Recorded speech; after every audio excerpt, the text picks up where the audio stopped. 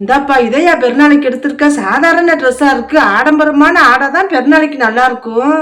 முதல்ல அப்படி ஆடைகள்னா அணியதான் செஞ்சோம். ஆனா இப்ப பாலஸ்தீன் மக்களுக்கு நடக்கிற கொடுமையென பார்க்கும்போது அவர்களுக்காக துவா செய்யவும் அவர்களுடைய ஈமானின் உறுதியையும் இறை அச்சமும் நமக்கும் இருக்கணும்னு ஆடம்பரத்தின தவிர்த்து வாழணும்னு தோணுது. நீங்கள் வீண் விரயம் இல்லாமலும் பெருமை கொள்ளாமலும் உண்ணுங்கள், தர்மம் செய்யுங்கள், ஆடைகள் அணியுங்கள் என நமது நபி ஸல்லல்லாஹு அலைஹி வஸல்லம் அவர்கள் சொல்லியிருக்காங்க. அல்லாஹ் நம் தோற்றங்களையோ செல்வங்களையோ பார்ப்பதில்லை, மாறாக நம் உள்ளங்களையும் செயல்களையுமே அவன் பார்க்கின்றான் என்று நமது நபி ஸல்லல்லாஹு அலைஹி வஸல்லம் அவர்கள் சொல்லியிருக்காங்க. எப்பா, இஸ்லாமியர்களுக்கு இதுதான் பெருநா ட்ரெஸ்ன்னு தனியா தெரிய வேண்டாமா? இஸ்லாமியர்களுக்கு என்று தனி ஆடை ஒன்று உள்ளதா?